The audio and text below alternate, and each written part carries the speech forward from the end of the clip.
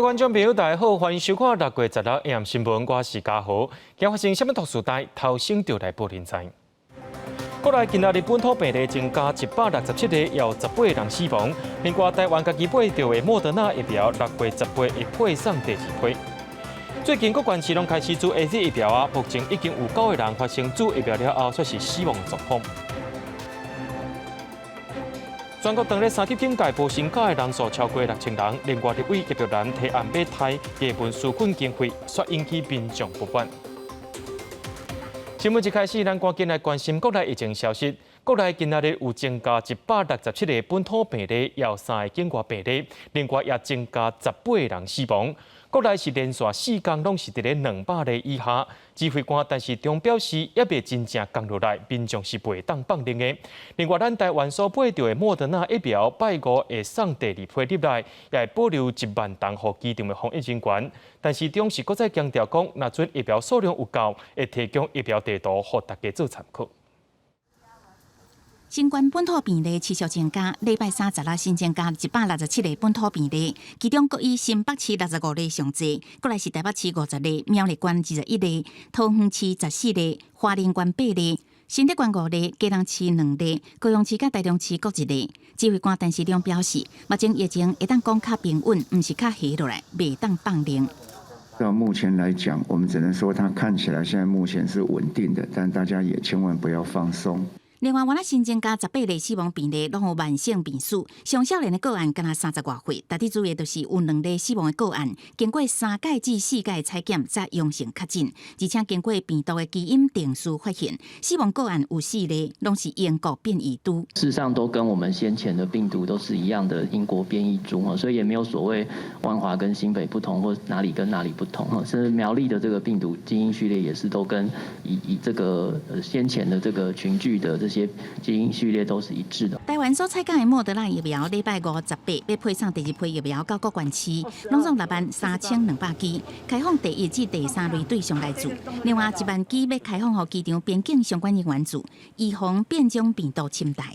它还是在边境有相当的一个风险，而且要防止这个相关的可能的变种病毒的入侵，所以在边境人员的一个保护那也是很重要。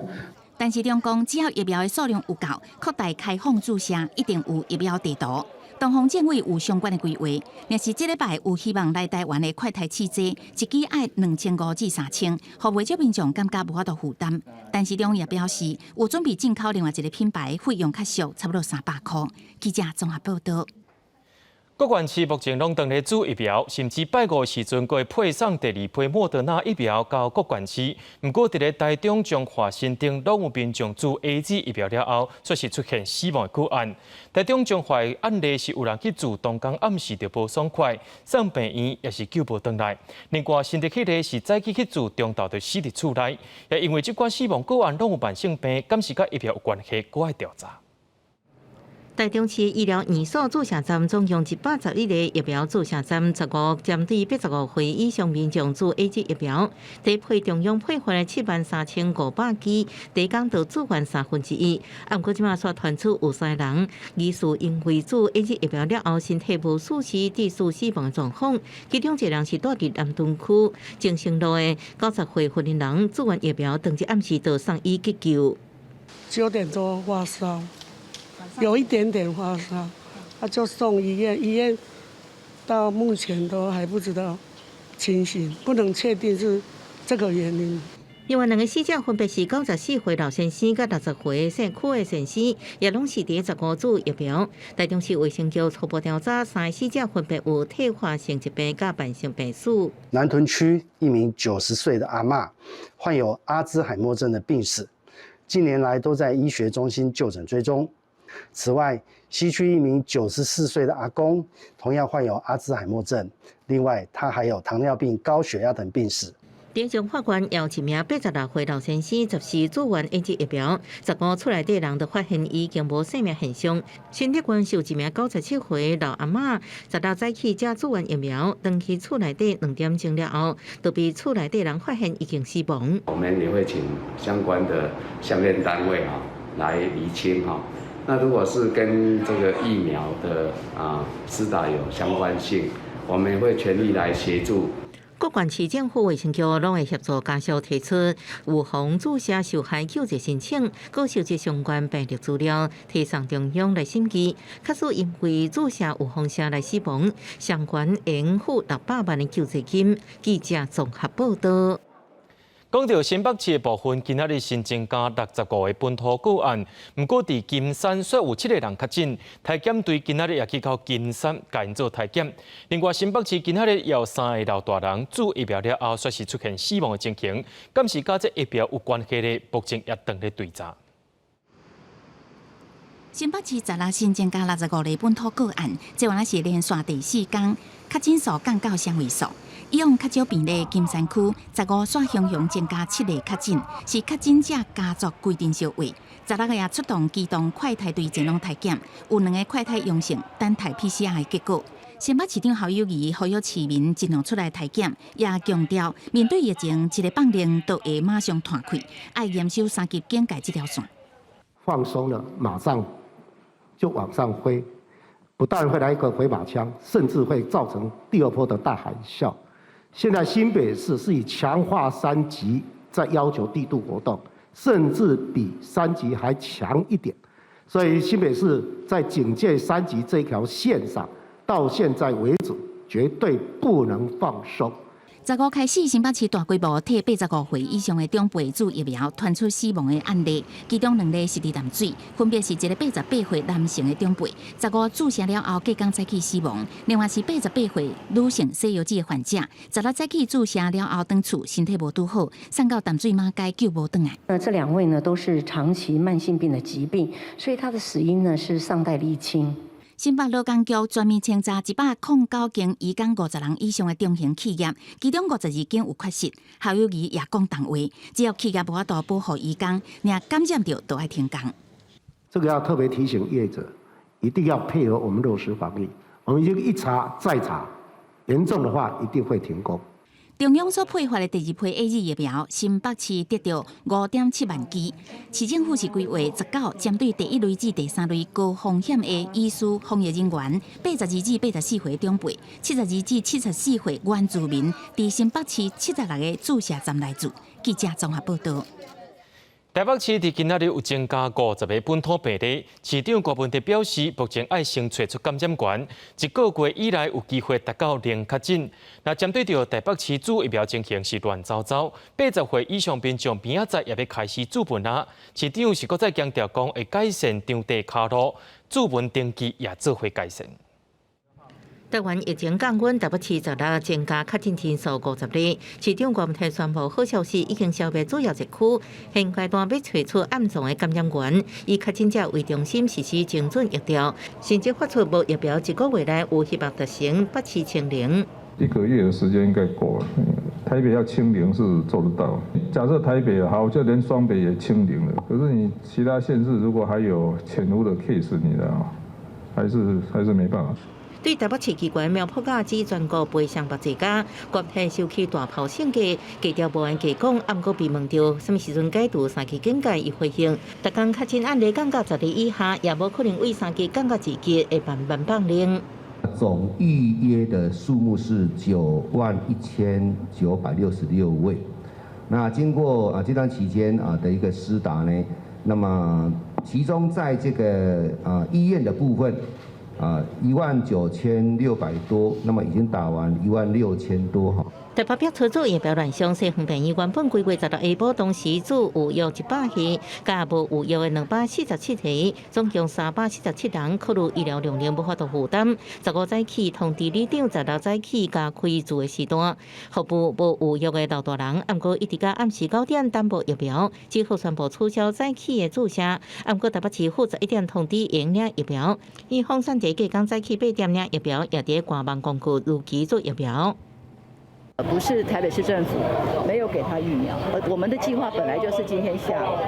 那西园医院他可能他内部希望基于服务民众的这样的一个想法，而且他自己的医院的量能，所以他提早了跟里长说，你们早上也可以来，所以让里长也误会说可以去通知里民来。确实是有一些误会了哈，我们基于善意，主动跟里长联络，一个下午我没有办法打347个人，可不可以请李明挪到上午打？中市府17/18要开放第2摆的网络预约，2000人到80岁以上申请。记者综合报道。伫咧疫情关假期间，无人想要破病，大家要有同理心。伫咧屏东的恒春出现唯一一个确诊者，也因为伊个人本身伫咧台北网家做生意，经过检确确实有染到病。虽然县政府有公布伊算是台北的确诊病例，不过相关的行踪却拢去互公布伫咧网络顶头。这段期间有人去甲伊骂，也甲用话甲伊糟蹋。在地，我们那个岳母家的门口，就跟他在那边破口大骂，骂什么？就骂得很难听啊！就是你们为什么把疫情带回来？你们为什么把病带回来？5月中落南了后，才互人宣布确诊的案数是77。详细卡日甲个人资料伫面册互人公开了后，有网友惊吓，也有人恶意纠缠，阁有人直接上门辱骂，也是卡交叉电话，互确诊者甲伊的亲友真困扰。在4777部分，它本身是一个外县市的在一个个案，然后它本身也有在万华的一个工作室哦。那再后来就回到屏东了。案数77顶个月25，互人宣布是台北确诊个案。屏东县政府迄天公布，伊5月16至23伫恒春的卡日，因为伊落南到确诊差我要10天，也引起当地民众惊吓。啊，不过确诊者的前翁是安尼讲，因进前伫万家开掠卡按摩店，甲厝边拢做完快筛是阴性了后，才登去屏东，毋是恶意落南。阮就11日去检查嘛，因为殡仪馆检查嘛，伊甲阮讲拢无代志啊。啊，所以阮检查完，阮就物件款的，阮就倒来，因为遐嘛袂当做生理啊嘛，阮就倒来恒春啦。看手机顶悬网友的评论，亲友无奈表示，确诊毋是因愿意的，而且目前确诊者也拢无镜头，也是啥物无拄好的所在，厝的人也拢真健康，希望民众莫过骂，也毋望亲像因即种个人资料互人外泄的情形莫过发生。记者综合报道。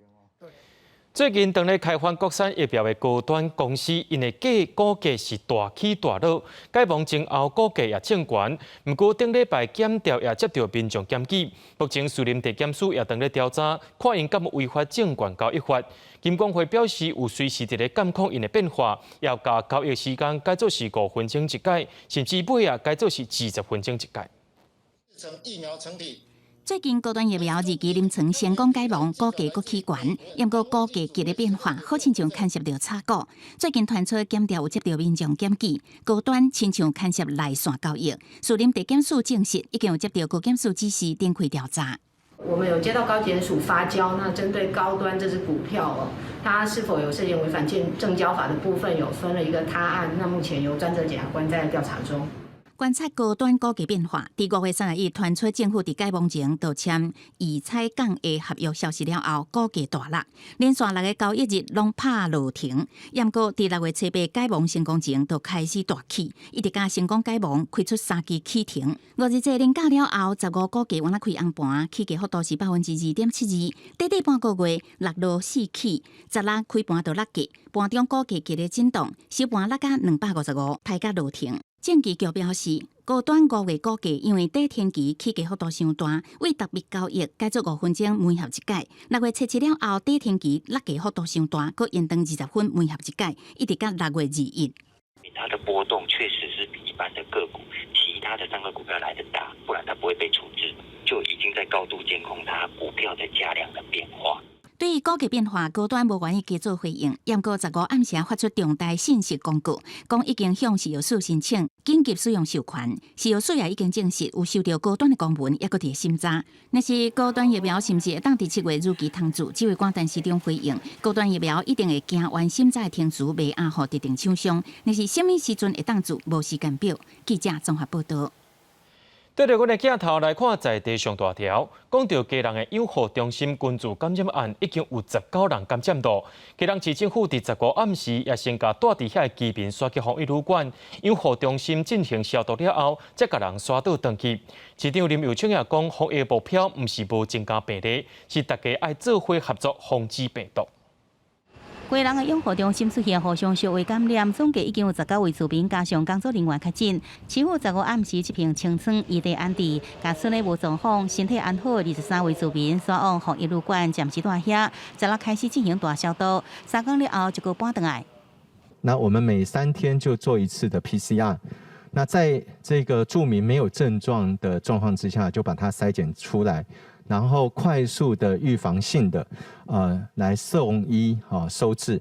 最近全国各地案例数下降，归人16新增加2例，拢是家庭互相相会，疫情较低。不过林佑昌也表示，无应该看数字来判断疫情，也无想要互市民无切实际期待。伊认为，真正防疫目标无应放伫家庭，而是爱跨部会合作来阻绝这个病毒。那把这个隐性的这种确诊者把它找出来，然后布重兵把它做扑灭，阻断那一个传播链。这个是现在中央跟地方还有跨县市各个都会圈的城市应该一起共同努力的一个方向。林佑昌强调，台北、新北、基隆、桃园是一个首都生活区，不用单独来看疫情，应该趁疫情较低时阵，跨关系合作，快速来调查。另外，基隆也开始替老大人注射疫苗，有基隆网友分享，隔壁厝边甲老阿公抱入去山骹来注射疫苗，相片一直流传，互人感觉是真感动。记者综合报道。苗栗伫今仔日有增加21个本土个案，其中有20人是已经隔离移工。指挥官陈时中认为进行第2届采检了后，确诊人数会大大减少。但讲到台中的部分，今仔日是增加1个，是甲梁井群组感染案有关系。明仔载市政府也会去到遐设快筛站。但讲到这个彰化的部分，今仔日是无增加病例，不过有关是袂当放的。苗栗德南科技厂移工互相相会案件，中央的前进指挥所加高风险的1400多名移工，全部实施集中隔离检疫，并且搁再采检 PCR。在苗栗县16新增加的确诊个案内底，就20例是对高风险的移工内底采检出来。21例里面有20例是我们在已经被隔离开的里面再度的采检出来的 PCR 的阳性，那有1例不包含在里面。所以经过3次的大规模的这样的一个隔离，看起来渐渐可以看到效果。陈时中表示，这2天我在进行第2摆 PCR 采检，确诊者送到病院，也是加强版的集中检疫所。伊认为高风险移工的确诊数会慢慢下降。而台中新增加的确诊个案虽然只有1例，因为甲梁井区互相相会案件有关系，市府会直接设置前进指挥所甲快速检查站。那会开一个检疫指挥所，开2个快筛站，对这2个案例，然后他的住家附近的社区以及自强市场附近的要进行快筛。台中市府统计，梁井区互相相会案件包含无领暗号的个案，总计已经有6例。要来防止疫情拓开，彰化新增加确诊数将加0，利用性率也降到0.62%。我们几乎是这个礼拜都维持在1以下，所以通常来讲，小于0.8%就是一个感染被控制的一个正面的讯息。也跟批表示，包含水果商也有麻雀白卡，病院才做传播链，和彰化疫情一直受到注意。不过在大规模列出接触者了后，最近新增加的确诊者拢是伫厝隔离发病，显示彰化疫情已经进入阶段期。即阵爱慢慢来清零社区，暂离为病毒，又爱做好防疫，袂使来放松。记者综合报道。桃园今仔日增加14个本土病例，其中有3个是家庭群组感染。但讲到主疫苗的部分，市长陈文灿表示，今仔日来做的人是比昨昏较侪。后一批主疫苗时间会对拜3开始施行，另外会专工派人去到中照机构替行动不方便的老大人做疫苗。桃园16死亡个案有2例，新增加确诊本土个案是14例，境外有1例，其中3个人是厝内底互相相会。另外，在鼓山某一个工厂新增加4个人，总计26人确诊。龟山某工厂里面居家隔离结束以后，我们采检那有采检到4位是阳性，他的 CT 值都比较高29.8、35.9、23.5跟27.5。为了受到新冠病毒疫情的影响，老人坐着轮椅排队伫等待注射疫苗。长照机构内底住民大部分行动无方便，甚至是在床。为着降低山顶档无方便加去围着风险，桃园市政府也陆续安排医护人力来到长期照护机构。边镇红谷长照中心有85个老人，有75个人来注射疫苗。这里面的老人家等于算是抵抗力是比较弱的。你想得到的慢性病的老人都有啊，中风的啊，卧床的，糖尿病、高血压，有愿意施打的也都让他起来，就是一起。伫面册顶面，台大妇产科名医施景中写讲，收到这个私人的信息。伫登机门第一线工作200人，9成连头一剂 AZ 拢无到注到，也毋过在办公室的长官其实全部拢有注射。伊强调保护边境的人员就是保护咱家己，也呼吁市长郑文灿，若是要有用调度疫苗，赶紧来强化这个边境的保护。机场的这个 CIQS 人员应该是优先施打。那另外，机组员要高强度的管制这个防疫的规定，那也要在疫苗政策上给他们最大的支持。市长郑文灿回应，疫苗数量无够，桃园是采取中央政策做册来注射，我都甲一般市民的额度锁好机场，家己也真赞成国境保护会顶级提悬。希望将来在配付疫苗时阵，机场会使正做一个单位。也讲到行政院应该已经开专案的会议，对着机场边境的保护，另外来决定额度。记者综合报道。热天时已经到啊，通拖的威胁也开始有啊。伫新北市淡水渔会理事长郑空中传出讲，去互红火虾咬到，产生真严重的过敏，送到病院急救，伫咧6月11的时阵不幸来过亡。代志发生的所在，昨晚拢清空，禁止民众挖群。时间等到6月初3，一场伫咧北里下沟仔渔港另外变道的会勘，当地里长加淡水区渔会理事长郑空中等人拢到现场。无想到讲，迄天穿短裤加穿带的郑空中，敢若互红狗夹咬着伤，回去找了出现过敏性的休克，送病院了，10月3个不幸死亡。发现他被咬到，他一直在摸那个小腿啊，都有蹲下去，蹲了2、3次，然后再骑机车回去就没有5分钟就休克了。所以的一个叮咬，其实最主要的是会有红肿、瘙痒、起水泡的这样的一个现象发生，但是重要的一点就是说不要去抓破它。新北市红狗牙专管中心除了要求现场停工，也投放免责，要观察至少半年的时间。初步认为是前一阵仔落大雨，再加上工程作业土变过了，和当地红狗牙更加有攻击性。经过会勘，现场的狗牙是有10几个。先停工，直到我们以这个处理方式结束之后才能够继续施工。我们会把现场围起来，不要让民众再接近。附近我们全面的去了解有相关的这个红火蚁的这个可能的蚁穴我们都会查这个及时的机制让民众都知道。国家红狗牙防治中心的主任黄永兰讲，目前红狗牙主要盛行伫咧北台湾，尤其桃园市东西区。北里、淡水、南口拢是挖伫咧伊边啊。伫春夏天的时阵，红狗牙活动力较强，较空旷，抑个日头晒会到的所在，拢有可能出现红狗牙。虽然伫国内互红狗牙咬到死亡的案例真少，不过真容易引发过敏的人爱特别注意。记者综合报道。为着要鼓励民众注疫苗，伫印尼有注疫苗送1只鸡，伫泰国也注疫苗，通好抽奖送1只牛的活动。不过泰国政府想过扩设国内 AZ 疫苗生产线，6月爱做600万吨，真煞做袂出来呀。总理帕拉育也出来讲回实的。泰国北部清迈府的梅长官最近登记注射疫苗的人大大增加，已经达到5成。因为当局对7月开始推出注射疫苗，一礼拜抽1只活牛，总共送出27只牛的活动。每只牛价值1万块的泰铢，大约合台票9000块，对当地饲牛为主的民众真有吸引力。15出面领奖的这个好运的民众是65岁民众杨克汉。ยินดีเพิ่มใจที่ได้โชคได้หัวไปเลี้ยงไปดูไปสืบทอดให้ได้ลูกได้เต้าต่อไป 泰国6600万总人口内底，只有476万人注射至少1剂疫苗。政府想过挖靠本土生产的 AZ 疫苗，也过生产者太阳所持股的新罗生机率领延迟，6月600万剂无达成目标。测试全国开放注射，也出现将会配送延迟乱象。泰国总理帕拉育15为此公开核实的，并且加码美国甲中国几千万剂疫苗来支援。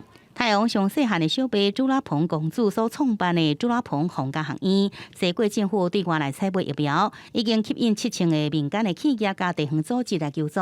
镜头转来到1年，西了外省基帕那区只有2500人注射过一剂疫苗。当局出奇招，来到农村替老人来注射疫苗，主一档也送一只鸡来奖励，希望破除老人对着疫苗的误解偏见。目标是7月底进行，和6万名的民众完全来注射。根据官方的统计，这阵全1年只有5%，大约是880万人已经完全来注射。验过2年底1亿8千万人来注射，目标也是差真远。公视新闻是会长编译。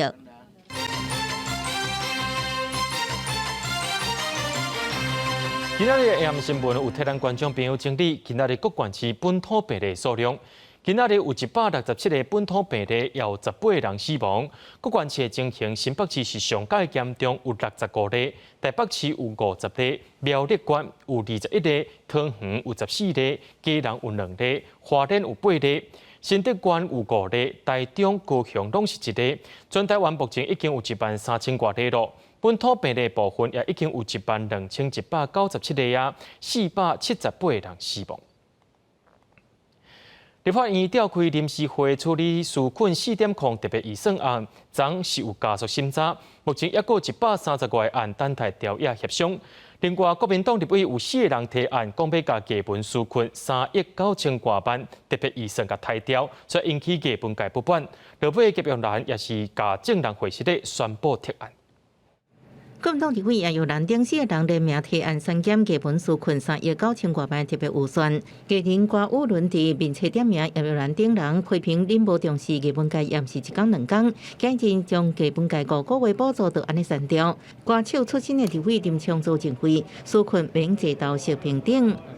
这一些直接用日期来去区分，说要求齐头式的去要求艺文界跟音乐圈啊、娱乐圈去配合这个其他行业的特性，我觉得这个其实是不太公平啦哈。叶玉兰表示是为人民看好前提最后同意删除原本减列预算的问题，改做完全无删减一线的主决议，也伫并且强调 I'm sorry 本案撤案。这完全是误解了，就是说他们原来纾困原来预定就是5到7月的啊，是不是疏忽了？纯粹只是这样而已啊。取消删除预算了后，本来不满的基本改进书也表示肯定。我觉得这个反映的是立法委员对文化的了解不够，他愿意改变这个政策，也让大家更认识文化议题。我觉得这个是我觉得很好。包含基本纾困4.0在内900多个法案，15日法院联席委员会加进审查，还有130多案保留等调解协商。因为国民党团无愿意签署放弃协商1个月冷冻期，民进党团表示协商无成功，甲零数字表决。纾困4.0特别预算案是不是能顺利3读通过？调解还阁先并先。记者综合报道。全国施行3级警戒，无成假的人数也对咧增加。劳动部公布上新的统计，目前有625间公司，6383个人当咧放无成假。影响上界大的，有关是旅馆甲餐饮业，增加477个人，差不多是增加1倍。中昼用餐的时间已经过啊！台北市这间鲜火锅店内场的人一直传聊，因为3点了后又有一堆要送要载订单。这样的营收的话，是比疫情前大概整体而言减少大概15%到20%左右，那是还勉强可以支撑我们的营收这样。外送平台抽成双雄，较无30岁2个少年头家，加其中4个员工，伫大台北地区家己亲身送。毋过，若家手骨拢拍着伤，是逐工至少送200点的代志。员工都有家庭啊、生计的考量在啦，所以我们当初疫情一来，我们就是赶快在餐点上面做出调整，然后也是不设限外送的距离。洪舅舅你好。改变经营方式，逐工至少300点的单。5月中到即马，店内6个员工拢无减班，嘛无放无成假。毋过，共一条巷仔路有店头早就休业。特别是以内用为主的店家的话，在一时之间还找不到相应的替代模式的时候，其实歇业它可能员工放无薪假，那他可能所需要付出的就是房租是最大的成本。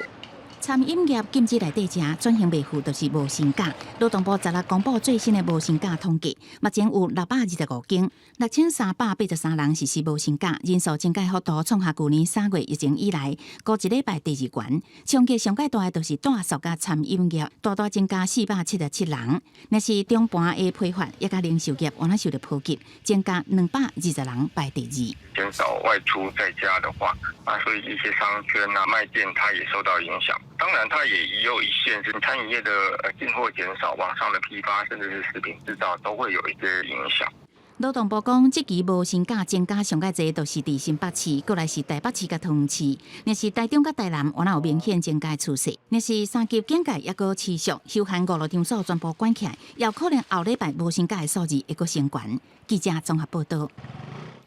在咧疫情期间，也有一寡诊所共款无成立，亲像是气科诊所、做美容诊所，而且也有一寡甲人带囡仔领保、甲人拼厝内的清洁公司，伫这波疫情内，依然是受到严重影响。你笑一笑，我看。详细观察病毒状态，尽量达到无接触门诊。即间伫台北市中孝敦化路口有名医美诊所，爆发疫情以来依然照常营业，毋过生理变甲诚冷清，少数来人拢是因为聊天免登去才上门。是因为紧急的情况需要给医师回诊，现在才就不得已来诊所做这个医疗的行为这样。医师表示，疫情爆发以来，要暂停营业2礼拜，毋过3级警戒一延再延，人客少一大半。东区店租贵，营运压力袂细，已经尽可能无实施无薪假，现阶段透过减少工时、整合班表、消化年假这方式，勉强维持正常进入上班。毋过3级警戒确实个延落去，都爱放无薪假咯。如果说3级警戒要再延长，到时候可能我们的员工也没有那么多假，然后又遇到可能上班时数会不足，到时候我们会好好的考虑。根据劳动部公布减班休困上新统计，防疫期间大部分民众避免无必要、毋是紧急的医疗，包含气科诊所、医美诊所、病人诊所减少真济。另外，社会工作服务业，亲像保镖、家属服务、国家陪伴员等工作也受冲击。总共有36间厂商放无薪假，217人受影响。家事的部分影响比较大，在家上班，对不对？那你就会更不希望有别人到你家里面。翻台北的调查，大概收入大家都少掉了60%。居家保镖程度，用要无头路，也阁爱退钱，日子是真艰苦。因为不少照护员因为继续选择减少服务项目，逐工服务时数平均少3点钟，收入减少。社会工作服务业6月影响上大，有的人收入有估只剩无到一半。记者综合报道。咱台湾即马也无承认外国驻疫苗记录，边境管控依然是施行14天。不过有风声讲，外籍技师已经登去因的故乡做过2档疫苗啊，入境台湾依然爱进行居家检疫。不过指挥官陈时中表示，国内外疫情依然是真严重，暂时无打算要改变防疫规范。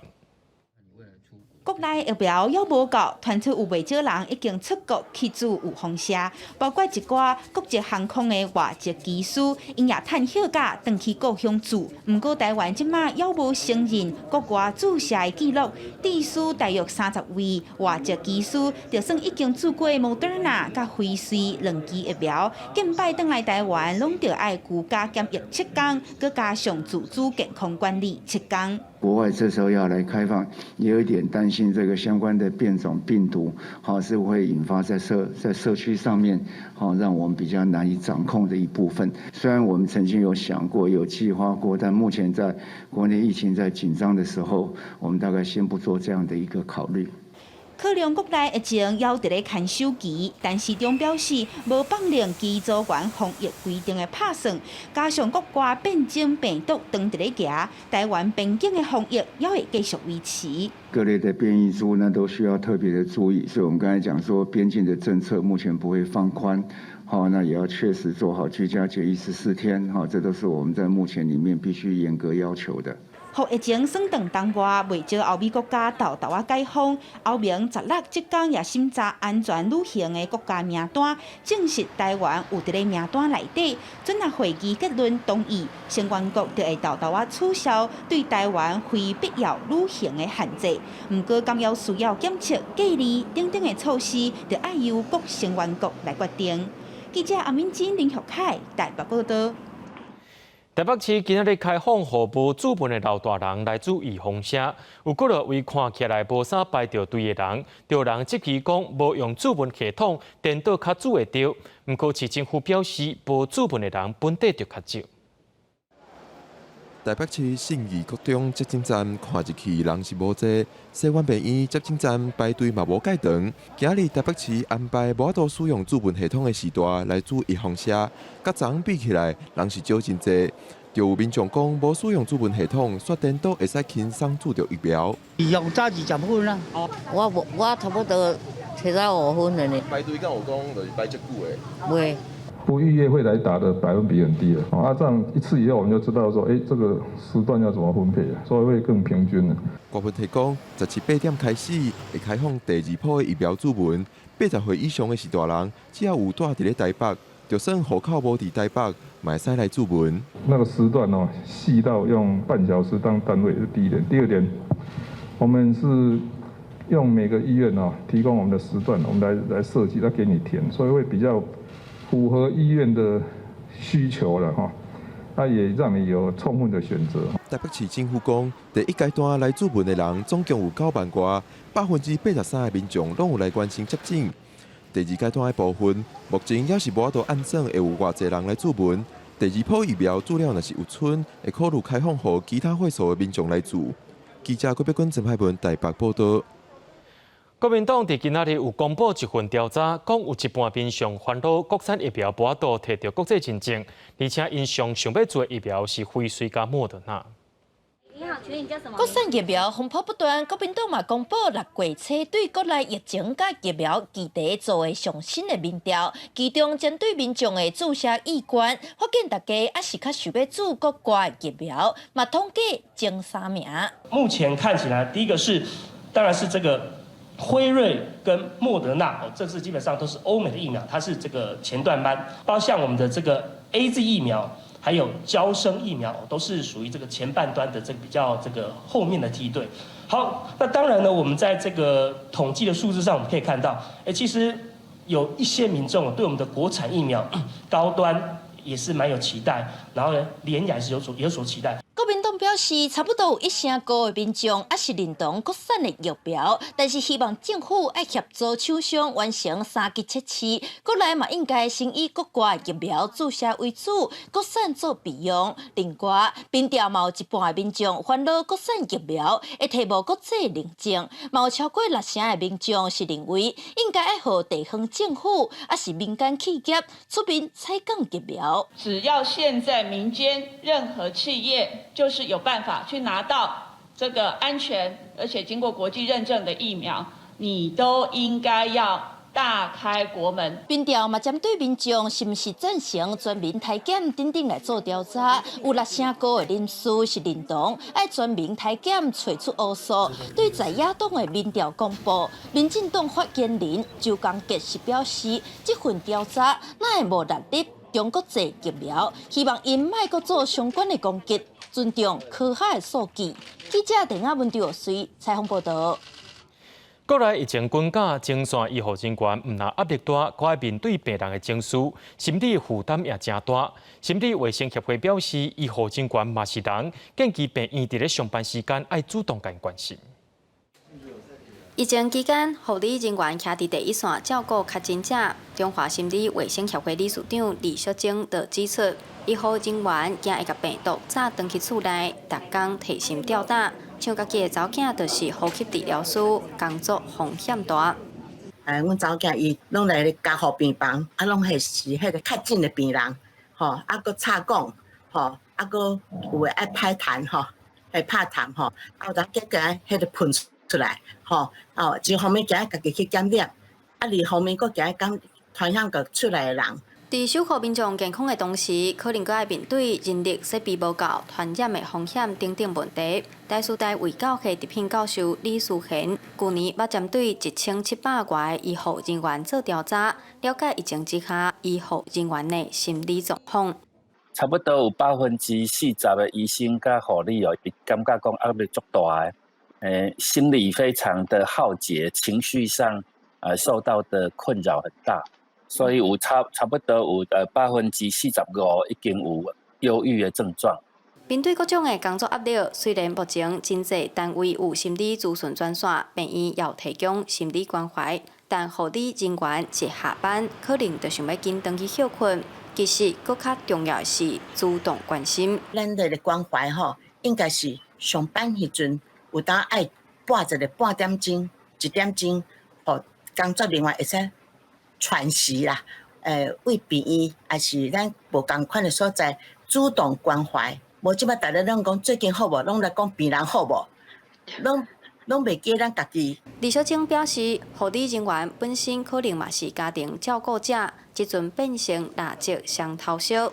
专业人员也是人，也需要专业的支持。病院正做优先一场，有身心健康的医护人员才会当守护全民的健康。记者杨淑晴综合报道。国外有利用地下水道来监测新冠病毒，来了解社区感染的状况。指挥中心也证实讲，已经有2个所在检出病毒量啊。另外，英国上新的报告显示，有做过2档 AZ 疫苗，会当降低重症加死亡发生。新冠肺炎疫情严重，国外有利用下水道监测病毒，搁提到社区感染信息。疫情指挥中心15日第一摆证实，国内有2个地下道污水监测到病毒量，拢属于大出水口，会继续监测。专家表示，这代表病毒不止透过喙烂手，搁会透过排泄物传播。若是疫情热区，都爱提高警觉，真可能社区未少暗藏的无症状感染者。如果你的污水系统看到有病毒的核酸，但是你那个地区没有通报确诊病例，那就是当然那个地区要去做调查。指挥中心强调，目前监测到的水检体残留病毒实体代真悬，无传染性。未来会根据侦测到的病毒的流行，来设采检站，找出无症状感染者。另外，源自印度的变种病毒传播力更较强。英国感染的印度变种病毒死亡病例当中，有将近3成。我做过2期的新冠 AZ 疫苗，引起外界质疑 AZ 疫苗保护效力伤过低。不过，有专家认为，英国上新研究报告指出，做完2期 AZ 疫苗，也先有防断疫率加死亡率。对印度猪之前的报告是还比较少，那不过从结构上，印度猪跟英国猪比较像，所以预计可能应该不会差太多。专家认为，要防堵变种病毒入境，应考虑针对居家检疫甲居家隔离的人，检疫期满过采检1摆。另外，全国防疫警戒是毋是有机会降级？要看未来2礼拜确诊人数是毋是降到2位数，甲疫苗做的状况才有机会解封。记者综合报道。全国3级警戒，民众尽量莫出门，一寡地点也拢封起来，袂当入去。亲像雪霸国家公园，因为无人去行大，野生动物也拢走出来啊，咱做回来去看卖。伫暗时，关务管理站嘉义厅红外线摄影机翕到2个光点，原来这是山丘仔的目睭，大好真好奇来看这有啥物物件。来到桃山瀑布的步道，台湾特有种的保育类铁鸡母，也带着3只的铁鸡仔出来找食。另外，在武陵农场的7家园区，被列最珍贵的稀有保育类野生动物的台湾野山羊，也被看到伫遮啉水。最近1年疫情，18国家公园封闭区内底山厝甲7号的所在减少游客，反倒当有野生动物被发现出现在过去人类活动的所在。原本这些动物都是在步道、林道以外来做活动哦，那就是因为风险，那人为感染少，当然我们的动物就会跑出来啊。有学者分析，这某种的程度代表人类的活动影响野生动物的生活甲活动的所在。其实就是反映说，平常我们游客的活动或多或少，它对动物是有一些干扰。那动物在那个游客活动的期间，它其实会躲避游客。那如果人少的时候，它自然就会出现。它其实反映出来就是我们人对动物的干扰其实是存在的。学者表示，国内对动物法实行了后，对动物保育有相当程度的改善，有一寡野生动物数量也增加。只是野生动物过去撇开人类活动的所在，即阵暂时无看人影，这些动物会较加往这过去唔敢去的所在来山顶动。18国家公园管理处也希望未来解封了后，山友会使以卖干扰、卖饲食、卖拍拉这原则，甲野生动物好好来相处。记者综合报道。为着要鼓励民众做疫苗，云林县政府要提1000万做慰问金。若准因为做疫苗产生副作用，或者是因为公布未着病防疫人员，拢伫咧救助范围内，是不是因为做疫苗不幸来死亡，上侪还有30万的慰问金。高龄的长者依照户籍地时间做分流，陆续到家己乡镇疫苗快拍站报到并施拍疫苗。云林县即届分配到24000剂 A G 疫苗，但扣除前3类还未拍的人员。剩13000剂疫苗，开放给县内85岁以上的高龄长者来拍。他真的是完全的那种最高风险等级。他去年才打过那个肺炎链球菌啊，他只打第2剂，他第1剂已经10几年前。妈妈几岁啊？他92了。有民众表示，虽然家己妈妈血部无好，有糖尿病、高血压等慢性病，各类依符合条件都来拍疫苗。但为着要提高疫苗施拍率和配套措施，云县府由社会救助金专户新冠肺炎的专案中提拨1000万做疫苗慰助金。发生有严重不良影响反应，经医师诊断，那如果说因此而造成身心障碍的话，我们是给予依照这个等级给予3万至25万的这个慰助。如果不幸因此致死，依照我们这个中低收入或者是一般家庭的状况。我们会给予这一个20万到30万元的这个慰助。消息表示，若因为做疫苗后身体无爽快，需要住院治疗4天以下，每天会当领3000块的慰助金；若住院含5天以上，就处罚2万块的慰助金。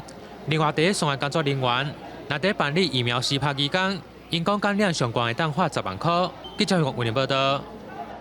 在咧防疫期间，所有活动拢暂停。屏东的家扶中心今年有4户寄养家庭要退出，需要安置的囡仔无地所在通去。屏东家扶中心暗算利用线顶说明会，招一寡热心的民众加入寄养家庭。还不错呢，他现在在学会握笔。他握笔是蛮不错的哦。哎呀。3岁半的阿福，佮有寄养家庭的父母，做伙透过网络佮社工开讲。疫情期间，屏东家扶中心减少访视，嘛是要了解寄养家庭的情形。而且，这对退休的翁仔某拢总照顾3个囡仔，实在是因为6岁以下需要安置的囡仔，这几冬愈来愈多，有时一个家庭爱照顾2个幼囝。阮总共有迄落20几个囡仔，嘿，啊，佮其实真正照顾才24户会当照顾，嘿，啊，所以其实这个家庭会帮阮照顾到第3个，是因为今年其实我嘛无所在会当囥啊，嘿，啊，因为2个翁仔某是专门咧顾囡仔的，嘿，啊，伊拢对翁仔开始帮阮顾。目前伫屏东家扶中心有48户寄养家庭，照顾74个囡仔。其中，干那24户会当顾幼囝。今年煞有4户家庭因为年岁大想要退出，疫情期间一切宣传拢无啊，袂当受影过去外口办活动。不过实在真欠寄养家庭，因想着用线顶来办说明会。阮第1届用线顶的方式来招募寄养家庭，打电话来屏东家扶中心寄养组，打电话甲阮讲，伊要报名来参与这个说明会，阮就会将遐资料拢寄互因，啊，因会，阮会用 Google Meet 来处理。26个线顶说明会，屏东家扶希望年岁25以上有收入，而且厝内有空间的民众，做伙来做寄养父母，或者囡仔有一个安心成长的所在。记者陈亚文为做屏东报道。新竹县政府为着要鼓舞人心，邀请到客家歌手来合作，写一首对抗疫情的歌曲，嘛邀请前线的防疫人员做伙来合唱。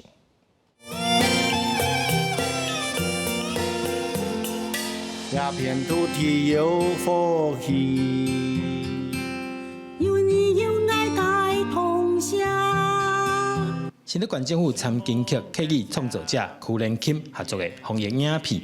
特别邀请医护、警察、消防等等人员做伙合唱，希望用温暖的歌声来抚慰人心，也感谢辛苦的第一线防疫人员，尽一点心力给这些防疫人员加油打气。那歌词中呢有提到，这是一片有福气的土地，可是遭遇了新冠肺炎的摧残。其实大家只要一条心来抗疫，其实可以终究迎刃而解，回归到正常生活。制作歌曲的过程中，也发生真侪趣味的代志。医生讲，唱歌感觉比家己看诊更加困难，因为是第1届入去录音室。无经验难免会紧张。人生中第一次进入录音室，真的有点紧张。可是看到前线的医护人员，还有防疫人员坚守岗位，其实大家都是一条心来防疫，其实心中就燃起一股热血。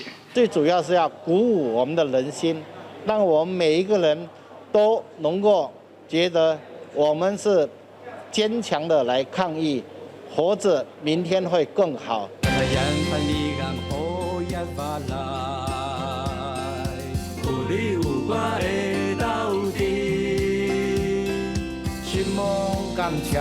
这条抗疫歌结合传统甲现代的风格，歌词客语、台语以及原住民的元素，表达团结的决心。也感谢防疫人员的坚定信念。记者张君和新竹报道。明仔载天气是好也是歹，做伙来看预报，恁就知。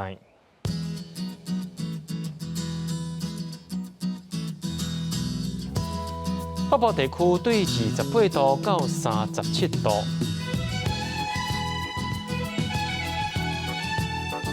中部地区对26度到33度，东部地区对26度到32度，东部地区对26度到34度。咱来看外岛地区，对26度到32度。感谢各位观众朋友收看今日下暗新闻，我是嘉豪，咱明仔载同一时间再会。